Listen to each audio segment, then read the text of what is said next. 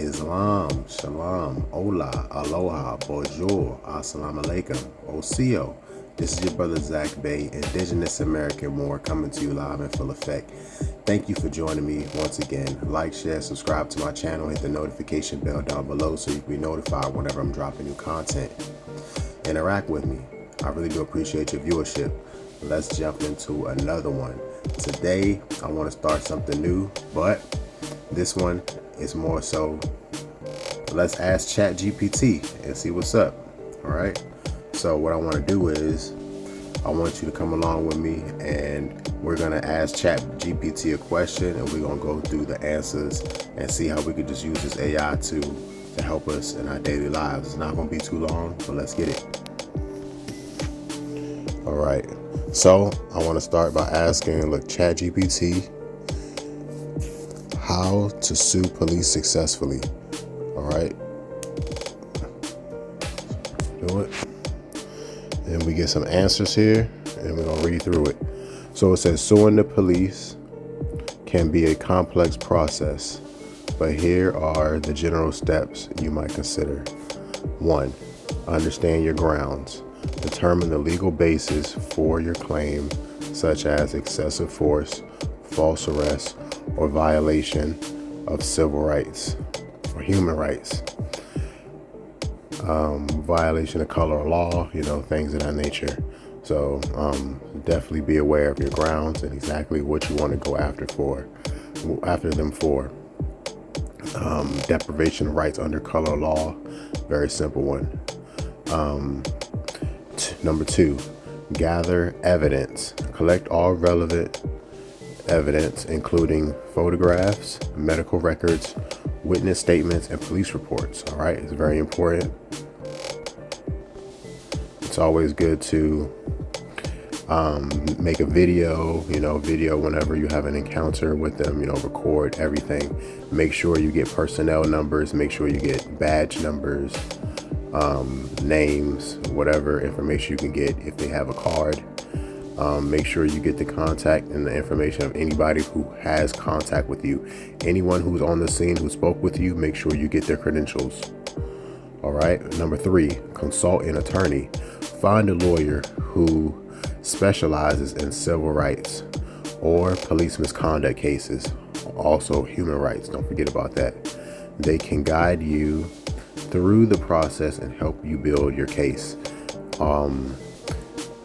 I believe constitutional attorneys and lawyers are helpful in this regard.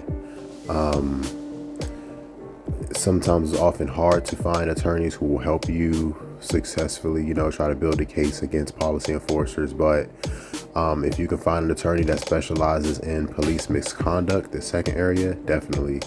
The civil rights one is also important, but they normally do the high profile cases. If you recognize a name like Benjamin Crump, that person who normally does the high profile civil rights cases for like the NAACP and things of that nature. But let's continue along here. I would always recommend, doing reading on your own, but also, assaulting an attorney or a lawyer can also be valuable. All right. So be advised. Number 4, file a complaint. Before suing, you may need to file a formal complaint with the police department or oversight body. That's important too. Definitely file a formal complaint. Go there, get the paperwork. You can film the process. It's also good to film your complaint online, and you can also, pretty much hopefully it goes viral or something like that, but just make sure it gets more eyes on your community. In your community, you can use hashtags or other tags that may reach other people in your community or your area to put them on notice of potential bad apples. All right. Notice of claim. All right. In many jurisdictions, you must file a notice of claim against the police department before you can proceed with a lawsuit. All right. This one is fairly new, but a notice of a claim, it says in many jurisdictions you must file a notice of claim against the police department before you can proceed with a lawsuit. All right, so pretty much it's just stating that in the report is good after you file the formal complaint and you do a notice of claim, pretty much letting them know your intent, which it could be some type of mediation or something that they might try to do to smooth the matter over, like a settlement out of court type of thing. Next, it would say file a suit. If your claims are not resolved, your attorney can help you file a lawsuit in the appropriate court. All right. There's a few different courts, most likely it'll be like civil court. It could potentially even be circuit. Most likely it won't be criminal, but it's possible that it could be a criminal proceeding. But let's continue here. Number 6, prepare for trial or settlement. Be ready for negotiations in court proceedings. Many cases are settled out of court. That's normally when you hear people who receive settlements from different jurisdictions. They sued the police department or the insurance for that police, and they got some type of out of court settlement. All right, number 8, follow legal procedures. Ensure you meet all deadlines and procedural requirements. All right, so pretty much that's it. Make sure you have all the deadlines and you do everything within a timely manner.